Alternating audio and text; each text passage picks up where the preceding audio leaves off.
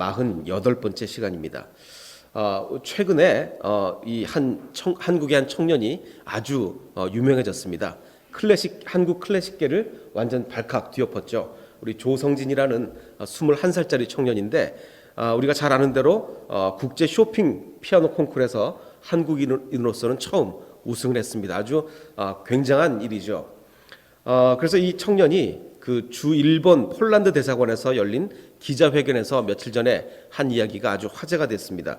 이 21살짜리 청년인데 어떻게 이렇게 깊은 이야기를 하는지 아주 제가 정말 놀랐습니다.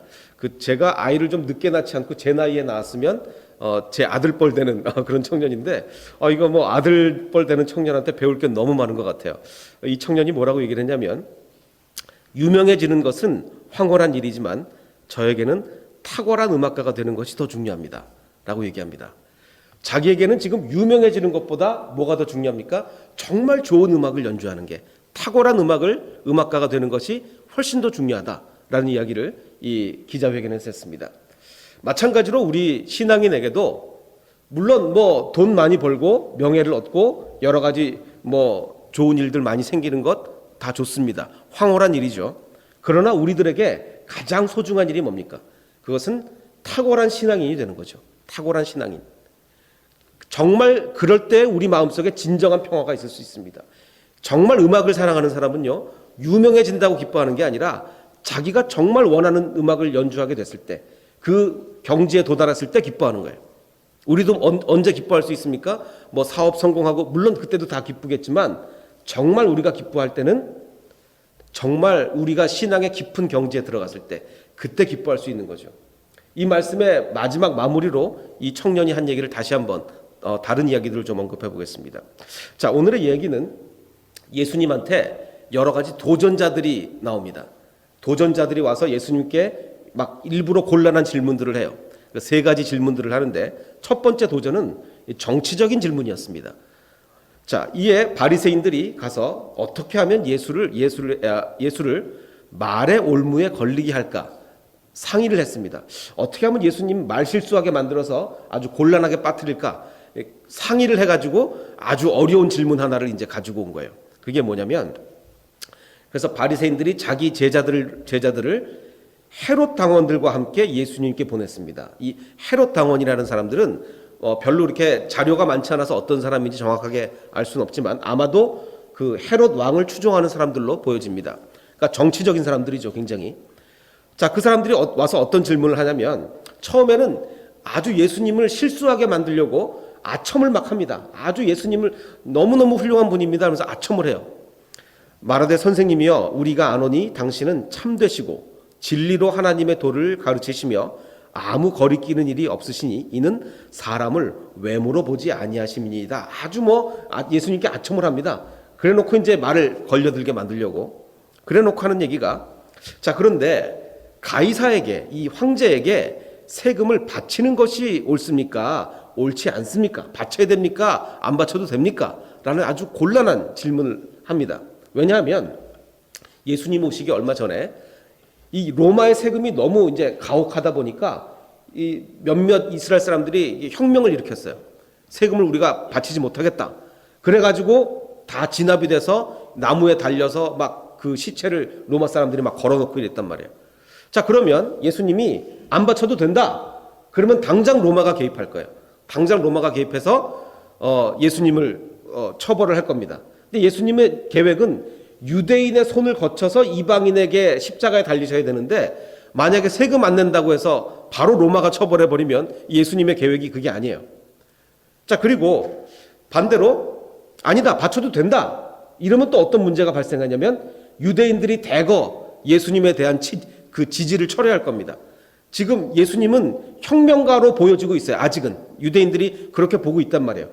근데 세금을 내도 된다 이래버리면 유대인들이 대거 아마 빠져나갈 거란 말이에요. 그러니까 이렇게 대답도 못하고 저렇게 대답도 못하는 아주 곤란한 지경에 예수님이 지금 처하게 됐습니다. 그러자 예수님이 그들의 악함을 아시고 이르시되, 외식하는 자들아 어찌하여 나를 시험하느냐. 여기서 말하는 외식은 제가 전에도 말씀드렸듯이 너 왜 연기하냐, 그 똑같은 어원이에요. 그 헬라어 어원이, 야 이 연기자들아, 니네 지금 연기하고 있구나.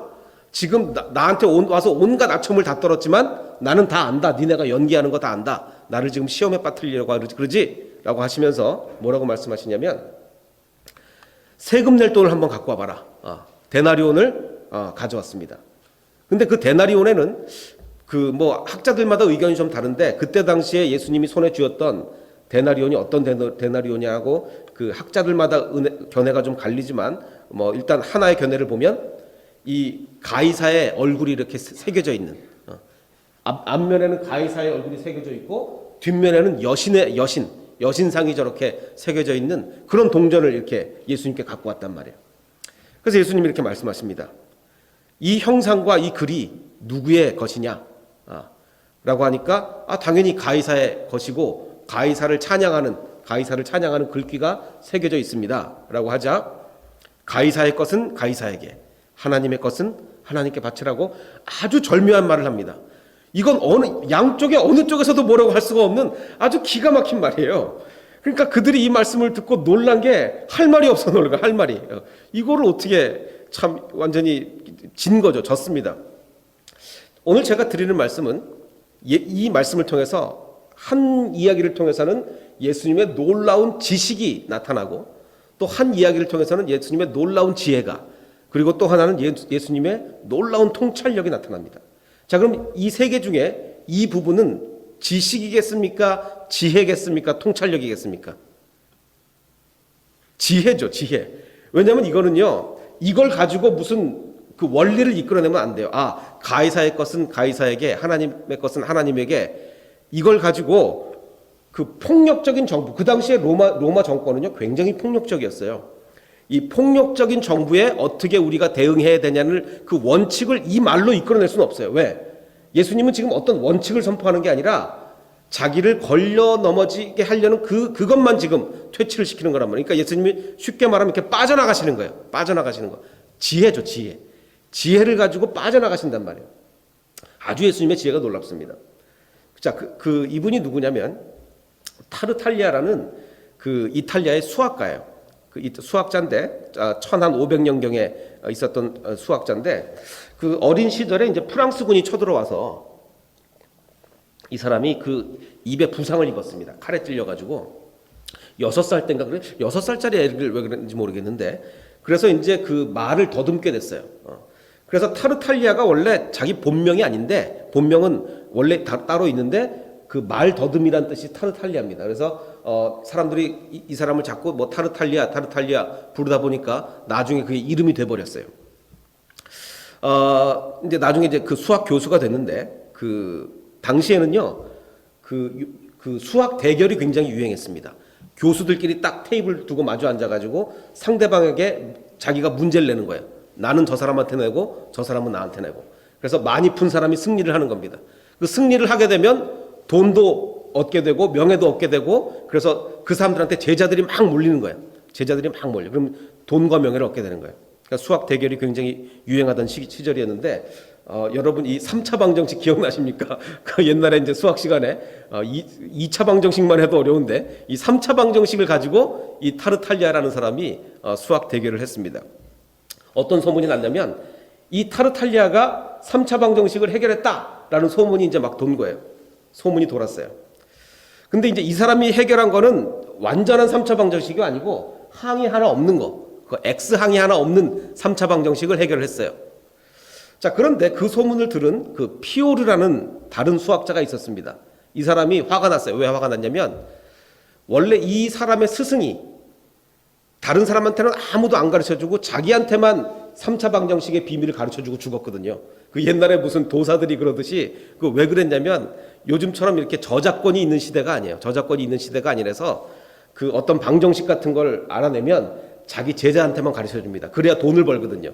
다른 사람한테 안 가르쳐주고. 그래 나중에 책을 써서 돈을 벌고 이러기 때문에 아무한테도 안 가르쳐주고 이 피오르라는 사람한테만 가르쳐주고 죽었어요. 스승이. 근데 이 피오르는 이번에는 그 제곱항이 없는 항만 알아요. 그러니까 완전한 3차 방정식은 모르고 타르탈리아는 X항이 없는 거, 피오르는 제곱항이 없는 3차 방정식만 풀 수 있습니다. 근데 어쨌든 피오르가 대결을 신청했어요. 네가 소문에 의하면 네가 3차 방정식 풀었다는 것 같은데 웃기지 마라. 우리 스승이 나만 알려주고 죽었다. 대결을 한번 해보자. 그래서 대결을 했습니다. 자, 그래서 이제 1535년에 2월 22일에 그 대결이 펼쳐졌는데 서로에게 30문제씩을 내는 겁니다. 그리고 50일 후에 만나서 맞춰보는 거예요. 자, 그런데 이 타르탈리아가 경기 열흘 전에 그 상대방의 그 방정식을 알아냈어요. 혼자서 열심히 연구해가지고 정말 밤을 새워 연구해서 자기의 방정식뿐만 아니라 상대방의 방정식까지 풀 수 있는 그 해법을 연구해냈습니다. 그래서 드디어 이제 둘이 맞붙게 됐습니다. 그러면 이제 30문제씩 냈는데 경기 결과가 어떻게 됐겠습니까? 30대 0이죠. 30대 0으로 타르탈리아가 이겼어요. 제가 이 말씀을 왜 드리냐면 진리를 아는 사람은 대결에서 승리하게 됩니다. 이 수학 공식을 결국은 알아내서 공식을 만들어서 푸는 사람은 어떤 질문이 와도 풀어내게 돼 있어요. 근데 그걸 모르면 하나도 풀 수가 없죠. 하나도 풀 수가 없어요. 지금 예수님과 그 바리새인 사두개인들의 대결이 꼭 이런 거예요. 예수님은 진리를 알고 있어요. 완전한 진리. 저쪽은 하나도 모릅니다. 아무것도 몰라요. 마치 자기가 안다고 생각은 하고 있지만 아무것도 몰라요. 그래서 이제 여러 번 와서 예수님하고 대결을 펼치는 거예요. 그러면 백전백승이죠, 예수님은. 바리새인과 사두개인은 백전백패입니다. 지금 그 얘기를 하고 있는 겁니다. 그래서 두 번째 드디어 이제 도전이 옵니다. 이번에는 신학적 질문이에요. 그 부활이 없다 하는 사두개인들이 와서, 자, 사두개인들이 누굽니까? 사두개인들은요, 당시 종교 지도자들 중에서 바리새인보다 훨씬 더 높은 사람들이에요. 아주 최고위층, 대제사장 뭐 이런 아주 최고위층의 사람들이 사두개인들이에요. 숫자는 적죠. 근데 이 사람들은 부활을 믿지 않았어요. 아니, 대제사장이면 요즘 말로 하면 어떤 사람들에 해당되겠습니까? 무슨 감리교 같으면 무슨 감독들, 그리고 무슨 장로교나 이런 사람들 같으면 총회 회장 이 정도 되는 높은 사람들일 텐데 그런 사람들이 부활을 안 믿는다는 거예요. 이게 무슨 얘기입니까? 왜냐하면 구약 성경을 그때는 구약밖에 없잖아요. 사두개인들은요, 구약 성경 중에 딱 맨 앞에 5권 모세오경만 믿었어요. 그 뒤 여호수아부터는 쭉 안 믿어. 그건 성경이 아니다. 오로지 모세오경만 성경이다라고 믿었습니다. 그런데 문제는 모세오경에는 아무리 뒤져봐도 부활이 안 나와요. 죽은 자의 부활, 천국 이런 게 전혀 안 나옵니다. 전혀 안 나와요. 그렇기 때문에 이 사두개인들은 죽으면 끝이다. 부활은 없다라고 생각하고 있었어요. 누가? 대제사장 이런 사람들이. 그래서 부활이 없다라고 하는 사두개인들이 예수님께 와서 질문을 합니다. 선생이요, 모세가 일렀으되 사람이 만일 이제 그래서 어떤 문제 퀴즈를 내는 거예요. 퀴즈. 드디어 이제 그 두 명의 수학자가 붙듯이 또 붙었습니다. 우리가 이제 문제를 하나 내겠는데 사람이 만일 자식이 없이 죽으면 우리가 모세의 율법에 뭐라고 얘기를 했냐면 그 아내가 혼자 됐으니까 자식이 없이 죽으면 이 사람은 유산도 없고 아무것도 없으니까 그 죽은 남자의 동생하고 결혼하게 돼 있어요. 다들 잘 아시죠? 죽은 남자의 동생과 결혼하게 돼 있습니다. 자, 그런데 그 동생도 자식이 없이 또 죽은 겁니다. 자, 그럼 이게 다 말씀을 드리면 동생도 자식 없이 또 죽고 그 동생도 또 죽고 그래서 7명이 줄줄이 그냥 지어낸 얘기겠죠. 지어낸 얘기에 7명이 줄줄이 자식이 없이 죽은 거예요. 그러면 이 여자는 7명의 형제와 결혼을 했다가 결국은 그 여자까지 죽었다 이거예요. 한국에서 이런 일이 있었으면 남자 잡아먹는 귀신이라 그럴 텐데 어쨌든 이런 일이 지어낸 거죠.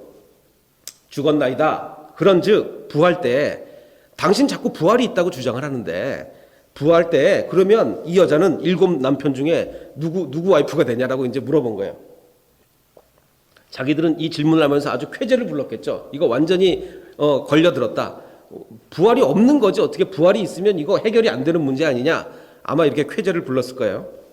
그러자 예수님이 말씀하시기를, 예수님은요 그 부활 이후의 삶을 아시는 분이잖아요. 예수님은 천국에서 오신 분 아닙니까? 사실 우리 중에 어느 누구도 사실 우리가 저도 이제 신학교 때 보면요, 천국에 대해서 막 배웁니다. 천국은 어떻고. 근데 결국 결론은 뭐예요? 모른다가 결론이에요. 왜? 아무도 안 가봤잖아요. 아무리 훌륭한 신학자라도 천국 가본 사람은 아무도 없거든요. 아무도 없으니까 천국에 대해서는 어느 누구도 얘기할 수 없는 거예요. 물론 뭐 어떤 이상한 뭐 사이비 같은 사람들은 천국 갔다 왔다 뭐 이렇게 얘기하는 사람도 있지만 다 가짜고 진짜 중에서는 천국을 갔다 온 사람이 없단 말이죠. 그러니까 어느 신학자도 천국 갔다 온 사람이 없으니까 천국에 대해서는 아무 신학자도 얘기할 수가 없어요. 자, 그런데 예수님은 알잖아요. 예수님은 그 수학의 공식을 알듯이 진리를 아는 거예요. 그러자 야, 니네가 성경도 모르고 하나님의 능력도 알지 못하니까 엉뚱한 얘기를 하는구나. 부활 때에는 미안하지만 장가도 안 가고 시집도 안 간다. 아예 그런 그 관계가 성립이 안 된다. 천사들과 같으니까 죽은 자의 부활을 논할진데 하나님이 말씀하신 바. 그러니까 전혀 다른 세상이기 때문에 부부 관계를 자꾸 생각하지 말라. 뭐 이 말에 뭐 위안을 얻으시는 분들도 있고 뭐 이럴지 모르는데 뭐 아이고 이 사람을 뭐 천국 가서 영원히 보려면 어떻게 하냐. 부부 관계가 이런 게 아닌 것 같아요. 근데 뭐 아쉬운 분들도 있고 뭐 이런 것 같은데. 자, 예수님이 말씀하시기를 부활의 증거를 내놓으라고? 부활의 증거? 그래. 니네가 지금 모세오경밖에 안 믿는데 그러면 내가 모세오경 안에서 부활의 증거를 하나 대주겠다라고 하면서 예수님이 증거를 댑니다. 어떤 증거를 대냐면 하나님이 모세를 만났을 때 이런 말씀하셨어요. 나는 아브라함의 하나님이요 이삭의 하나님이요 야곱의 하나님이로라 하신 것을 읽어보지 못하였느냐? 하나님은 죽은 자의 하나님이 아니요 살아있는 자의 하나님이다.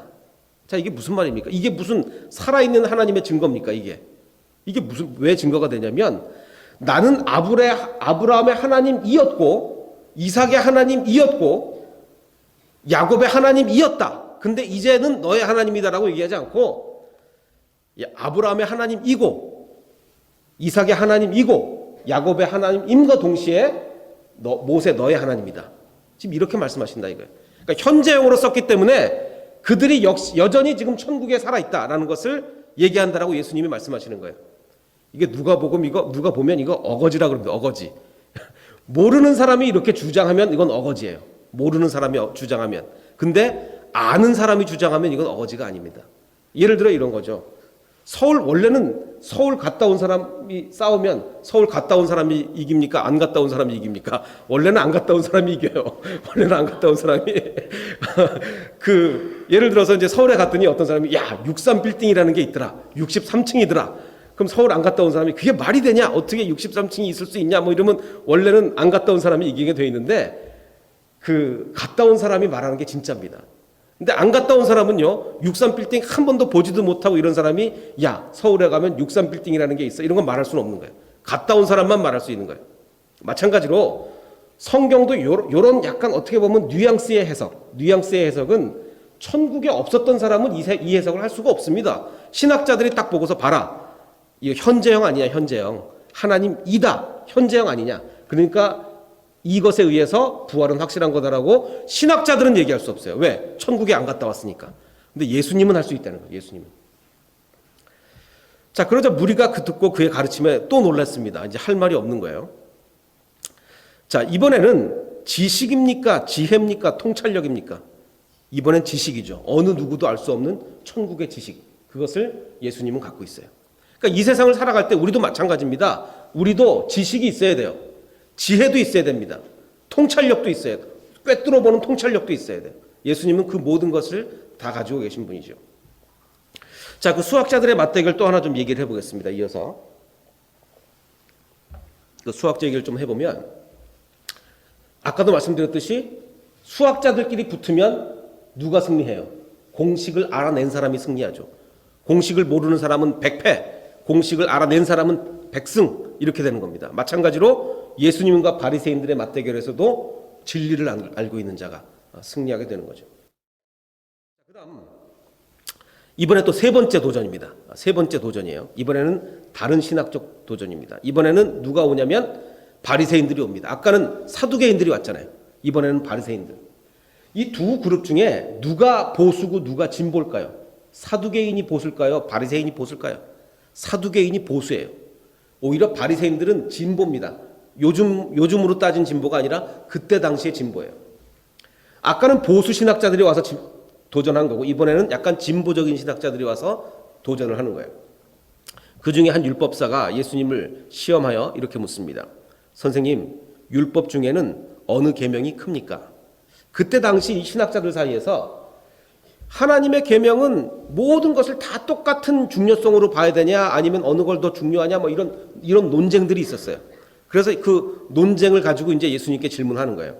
어느 계명이 큽니까? 라고 얘기하자 예수님이 성경을 쫙 한마디로 정리를 해줍니다. 요점 정리. 예수께서 이르시되 내 마음을 다하고 목숨을 다하고 뜻을 다하여 주 너의 하나님을 사랑하라 하셨으니 이것이 크고 첫째 되는 계명이요. 또 둘째도 그와 같으니 내 이웃을 내 자신과 같이 사랑하라. 성경 전체를 두 마디로 요약하는 거예요. 자, 보십시오. 이 요약이라는 것은, 전체를 한 마디 두 마디로 요약하는 것은 그 내용을 완전히 이해한 사람만 할 수 있습니다. 그렇죠. 내용을 모르고 어떻게 요약을 하겠어요. 그러니까 이 경우에는요, 지식과 지혜가 둘 다 필요한 거예요. 자, 보십시오. 우리가 책 한 권을 요약할 때 지식만 가지고, 즉 책을 처음부터 끝까지 다 봤어요. 다 알아요. 다 안다고 무조건 요약이 됩니까? 아니요. 지혜가 더해져야 요약이 되는 거예요. 그러니까 요약이라는 것은 지식 플러스 지혜가 있어야 되는 거죠. 그래서 이 두 계명이 온 율법과 선지자의 강령이니라 라고 합니다. 그러자 이 서기관은 그렇게 나쁜 사람은 아니었어요. 그 얘기를 딱 듣더니 처음에는 이제 시험을 하려고 물어본 건데 이제 이 사람은 마음이 움직였어요. 아, 이 예수님이 보통 사람이 아니구나. 선생님 옳소이다. 힘을 다하여 하나님을 사랑하는 것과 이웃을 자기 자신과 같이 사랑하는 것이 모든 제사를 드리는 제물보다 낫습니다. 라고 이 사람은 고백을 합니다. 그러자 예수님이 그가 지혜 있게 대답함을 보시고 내가 하나님의 나라에 멀지 않도다 라고 얘기를 합니다. 이 사람은 이제 변화된 거예요. 예수님의 그 얘기를 듣고 변화된 겁니다. 자, 이 경우에는 이번에는 지식입니까? 지혜입니까? 통찰력입니까? 이번엔 통찰력이에요. 왜? 꿰뚫어 보는 거죠. 성경을 처음부터 끝까지 쫙 꿰뚫어 보는 거죠. 그 창세기 1장 1절부터 그 구약의 마지막까지 쫙 꿰뚫어서 통찰력을 예수님이 보여주시는 거예요. 그러니까 우리 마찬가지입니다. 우리는 지식도 필요해요. 성경 지식이 있어야죠. 그리고 지혜도 필요해요. 그리고 통찰력도 있어야 됩니다.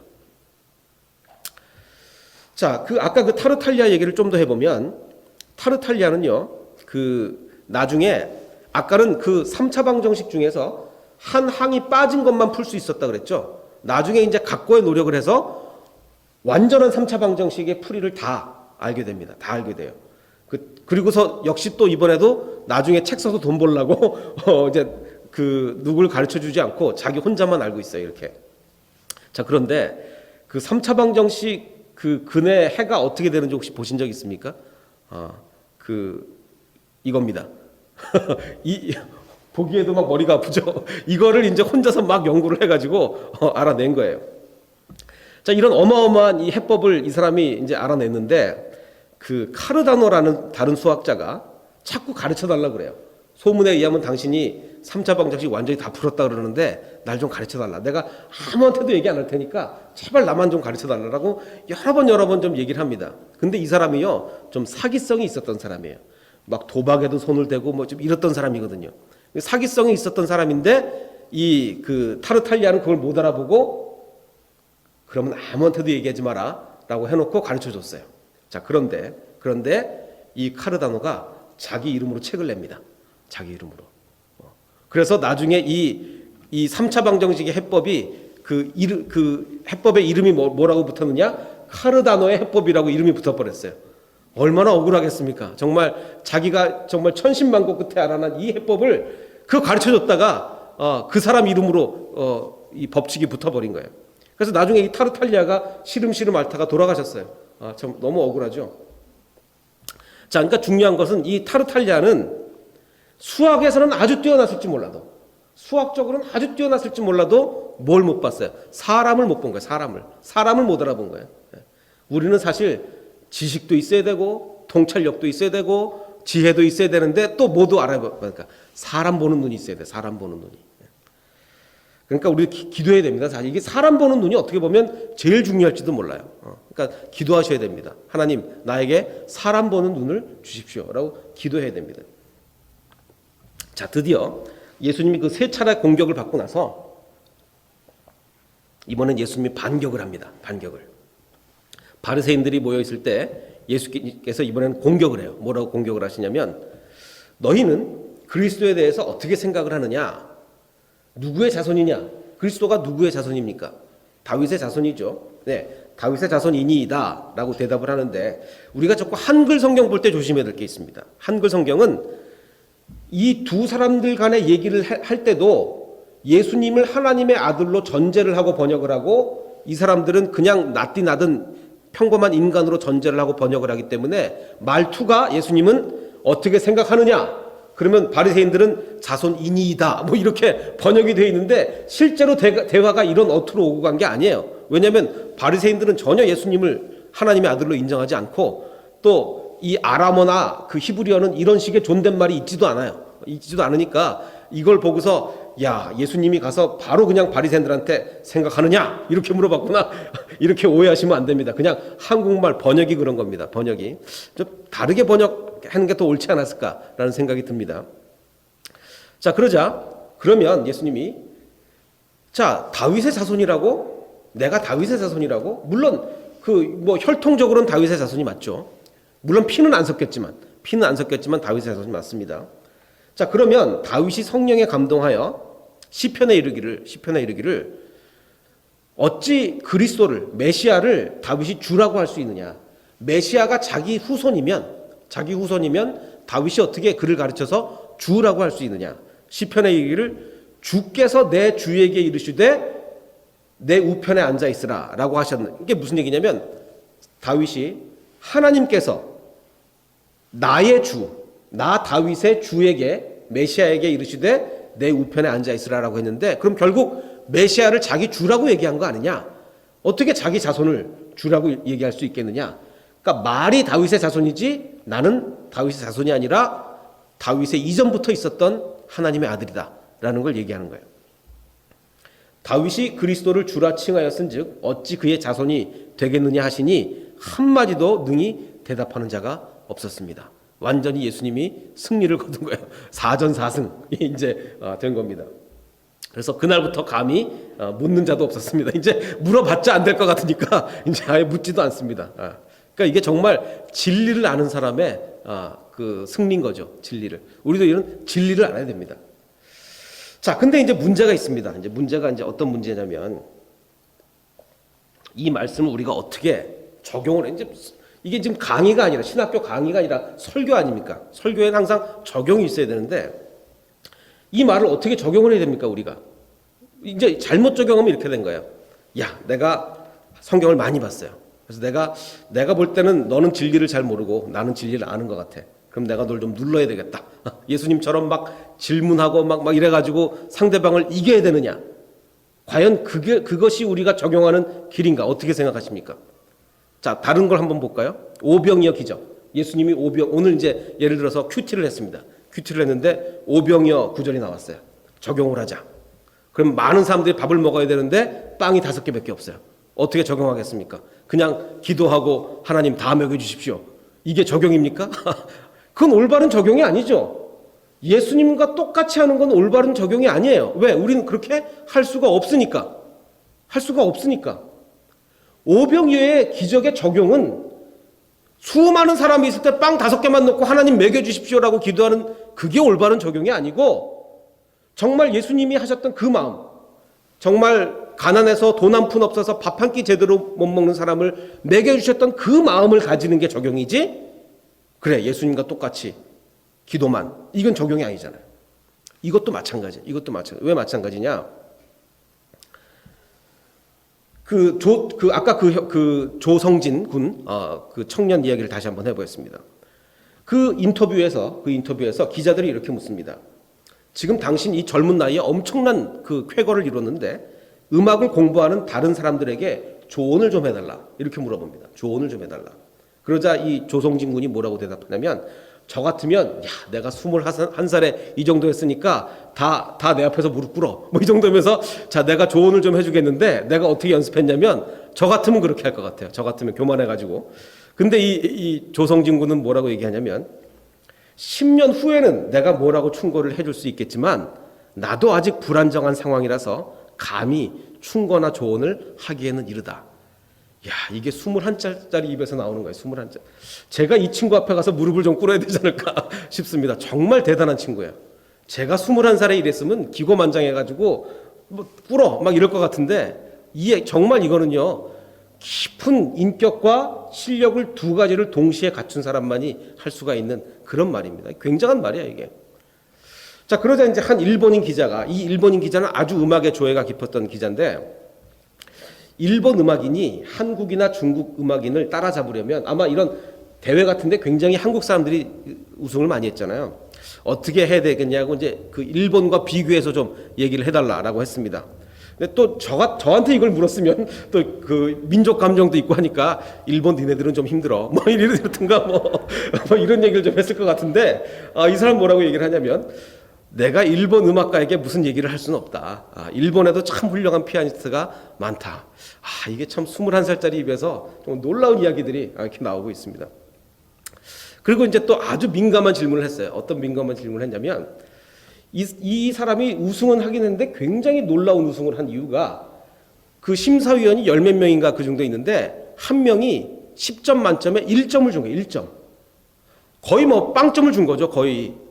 빵점을 줄 수는 없으니까 1점을 준 거예요. 그런데도 우승을 했어요. 대단하죠. 심사위원 한 명만 뭐 한 4점, 5점을 줘도 우승하기 힘들 텐데 그 중에 한 명이 1점을 줬어요. 자, 그거를 이제 물어봤습니다. 어떻게 생각하냐라고 이제 물어봤어요. 저 같으면 그 사람 누구냐 뭐 이러면서, 물론 누군지 알긴 아는데 프랑스 사람인데, 그 사람이 정말 귀가 없다. 내가 나중에 그 사람 코를 납작하게 해주겠다. 뭐 이렇게 대답을 할 것 같은데, 이 친구가 뭐라고 대답을 하냐면, 모든 사람은 다른 의견을 가지고 있기 때문에 그 의견을 존중해야 된다고 생각한다. 정말 대단한 친구입니다. 대단한 친구예요.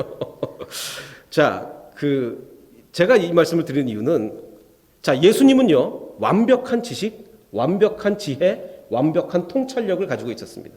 그래서 바리새인들 이렇게 올 때 완벽하게 그들을 어떻게 했어요? 눌러버렸어요. 자, 우리와 다른 생각을 가진 사람들이 있으면 우리는 눌러야 되겠습니까? 안아야 되겠습니까?